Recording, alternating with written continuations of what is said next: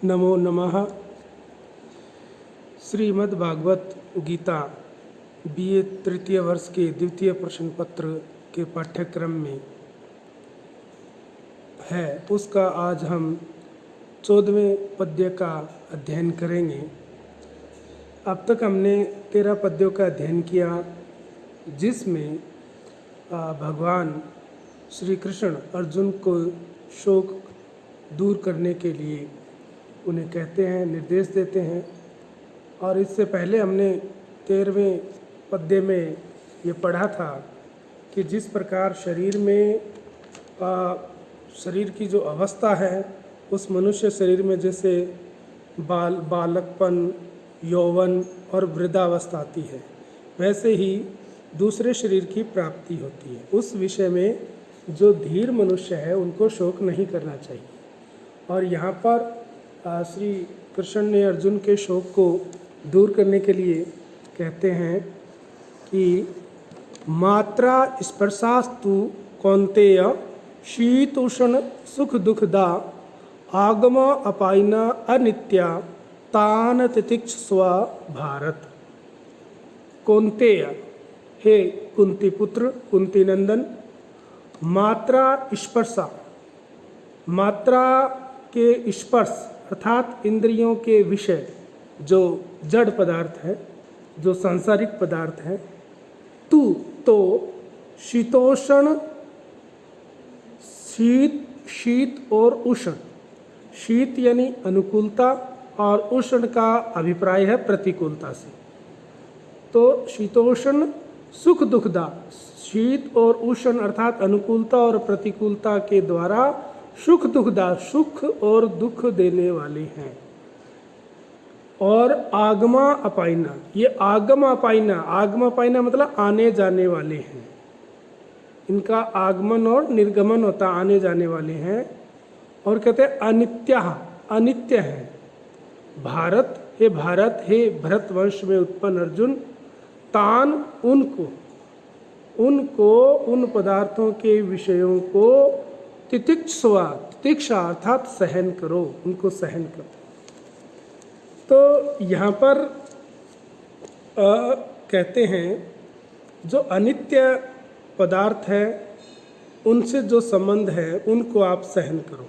तो यहाँ पर एक ये शंका हो सकती है कि अब तक हमने देही और देह के बारे में पढ़ रहे थे, और अचानक से ये मात्रा स्पर्शा जो है, ये बीच में इनके विषय और ये पदार्थ ये बीच में कैसे आए।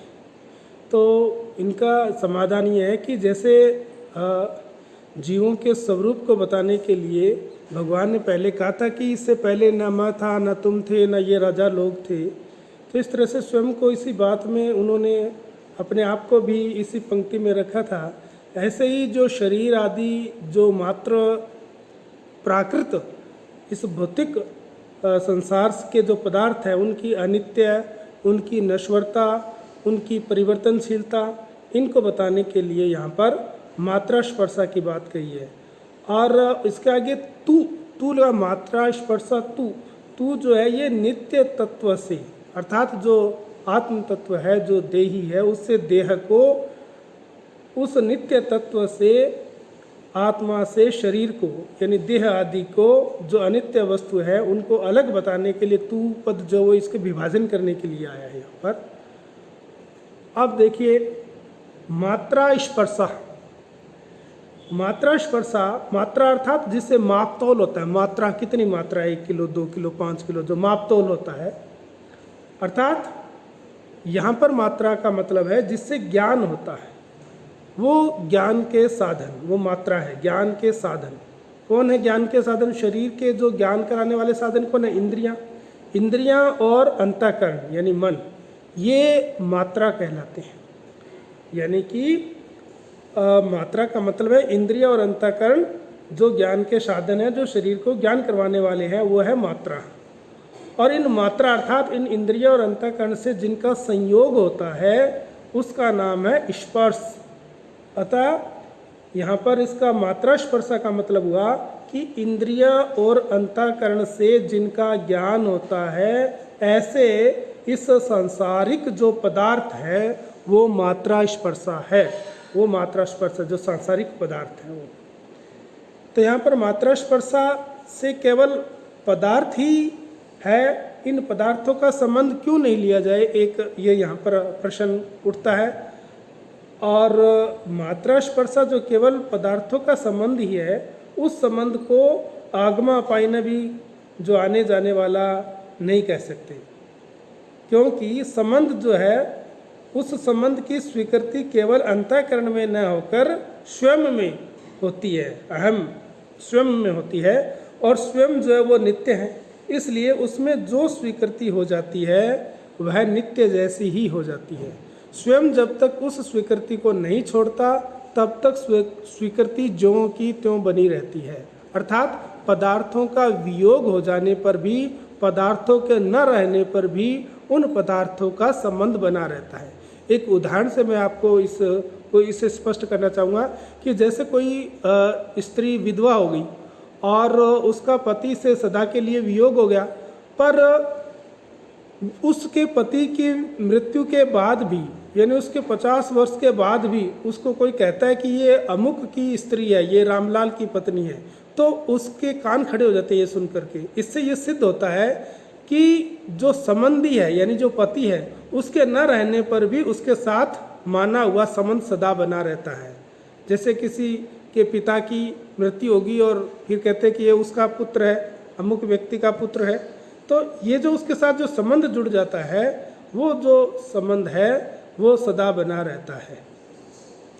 और इस दृष्टि से उस संबंध को आने जाने वाला कहना नहीं बनता। यहाँ मात्रा स्पर्श से पदार्थों का संबंध नहीं लेकर के केवल पदार्थ ही लिए, इसलिए इसका संबंध नहीं लिया। अब ये जो पदार्थ हो गए, मात्रा पदार्थ, इंद्रियों और अंतःकरण और इनका जो संबंध है पदार्थों से, ये कैसे है? शीतोष्ण सुख दुखदा है। शीतोष्ण, शीत और उष्ण। शीत का मतलब सर्दी और उष्ण का मतलब गर्मी नहीं है। यहाँ शीत और उष्ण शब्द अनुकूलता और प्रतिकूलता के वाचक है। शीतलता अर्थात अनुकूलता, उष्णता अर्थात प्रतिकूलता।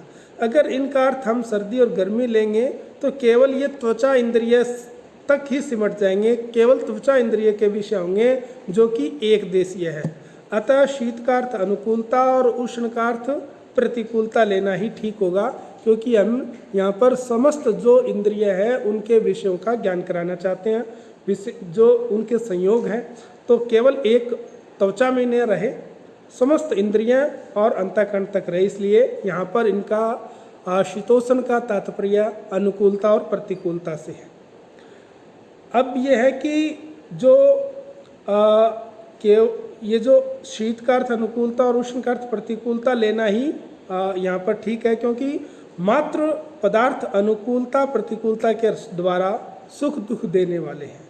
जो मात्र है ना, जो पदार्थ है वो अनुकूलता और प्रतिकूलता, अनुकूलता है तो सुख देने वाले और प्रतिकूलता है तो दुख देने वाले, अर्थात जिसको हम चाहते हैं ऐसी अनुकूल वस्तु, व्यक्ति, परिस्थिति, घटना, देश, काल आदि के द्वारा मिलने से सुख होता है, और जिनको हम नहीं चाहते हैं ऐसी प्रतिकूल वस्तु, व्यक्ति, परिस्थिति आदि के मिलने से दुख होता है।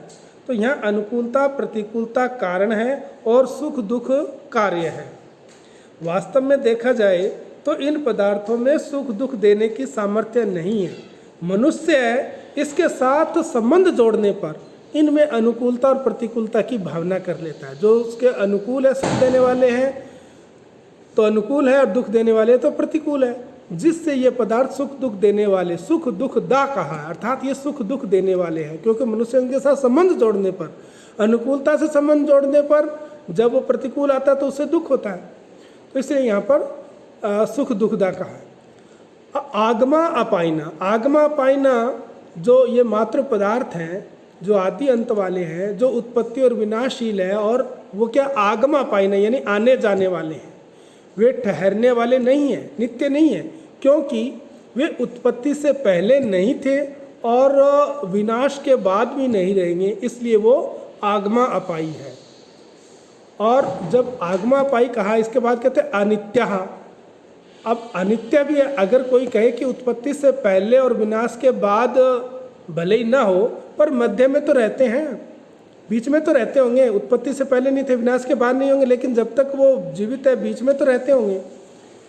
तो इसका उत्तर श्री कृष्ण कहते हैं कि अनित्य होने से वो मध्य में भी नहीं रहते, क्योंकि वे प्रतिक्षण बदलते रहते हैं, इतनी तेजी से बदलते हैं कि उनको उसी रूप में दोबारा कोई देख ही नहीं सकता, क्योंकि पहले क्षण वे जैसे थे वे दूसरे क्षण वैसे रहते ही नहीं है, इसलिए उनको अनित्य कहा है। तो ये जो केवल पदार्थ है वो अनित्य और परिवर्तनशील ही नहीं है, बल्कि जिनसे उन पदार्थों का ज्ञान होता है वे इंद्रियां और अंतःकरण भी परिवर्तनशील है। उनके परिवर्तन को कैसे समझें? देखो, जैसे दिन में काम करते करते शाम तक इंद्रियों में थकावट आ जाती है, और सुबह जब तृप्तिपूर्वक नींद लेने पर उनमें जो ताजगी आई थी वह शाम तक नहीं रहती, इसलिए पुनः नींद लेनी पड़ती है, जिससे इंद्रियों की थकावट मिटती है और ताजगी का एहसास होता है। जैसे जागृत अवस्था में प्रतिक्षण थकावट आती रहती है, मनुष्य जब तक जागता है काम करता है उसमें थकावट आती रहती है, ऐसे ही नींद में प्रतिक्षण ताजगी आती है। इससे ये सिद्ध हुआ कि इंद्रियों में प्रतिक्षण परिवर्तन होता रहता है। अब यहाँ पर मात्र पदार्थों को अगर मोटा मोटा रूप से हम आगमा पाइना और सूक्ष्म रूप से समझे तो अनित्य कहा गया है। आने जाने वाले वो अनित्य ही हैं, लेकिन स्थूल रूप से हम उनको आगमा पाइना और सूक्ष्म रूप से हम उनको अनित्य कह सकते हैं। इनको अनित्य से भी सूक्ष्म बताने के लिए आगे और जब हम 16वें पद्य का अध्ययन करेंगे तो उसमें इनको असत कहेंगे, अनित्य को असत कहेंगे और जो नित्य तत्व है उसको सत कहेंगे। अब आगे कहते हैं कि तान तितिक्षवा, तान उन मात्रा स्पर्श आदि जो इंद्रियों के विषय है उनको, जो अनुकूलता और प्रतिकूलता है, जो सुख और दुख देने वाले हैं, उनका तितिक्षवा, उनको सहन करो। तितिक्षा अर्थात सहन करना है। ये जितने भी पदार्थ इंद्रियों के विषय है उनके सामने आने पर यह अनुकूल है और यह प्रतिकूल है ऐसा ज्ञान होना दोष नहीं है, बल्कि उनको लेकर अंतःकरण में राग द्वेष हर्ष शोक आदि विकार पैदा होना दोष है। जो अनुकूल है तो हम हर्ष होता है, प्रसन्नता होती है, उनसे राग होता है, और जो प्रतिकूल होता है तो द्वेष होता है, शोक होता है, ये दोष है। तो अनुकूलता और प्रतिकूलता का ज्ञान होने पर भी राग द्वेष आदि विकारों का पैदा न होने देना ही तितिक्षा है। इसलिए उनको मात्रा स्पर्शों में निर्विकार रहना ही उनको सहन करना है, तितिक्षा करना है। इस सहने को ही भगवान ने यहाँ पर श्री कृष्ण ने तितिक्षा कहा है। दूसरा भाव ये है कि शरीर इंद्रियां अंतःकरण आदि की क्रियाओं का, अवस्थाओं का आरंभ और अंत होता है, उनका भाव और अभाव होता है। वे क्रियाएं अवस्थाएं तुम्हारे में नहीं है, क्योंकि तुम उनको जानने वाले हो, उनसे अलग हो, तुम स्वयं जो के त्यों रहते हो, अतः उन क्रियाओं में अवस्थाओं में तुम निर्विकार हो। इनमें निर्विकार रहना ही तितिक्षा है, उनको सहन करना है। तो इस प्रकार से जो श्री कृष्ण है वो उनको, अर्जुन को ये उपदेश देते हैं कि जो भी परिस्थितियां हैं, अनुकूलता और प्रतिकूलता है, उनको सहन करना चाहिए।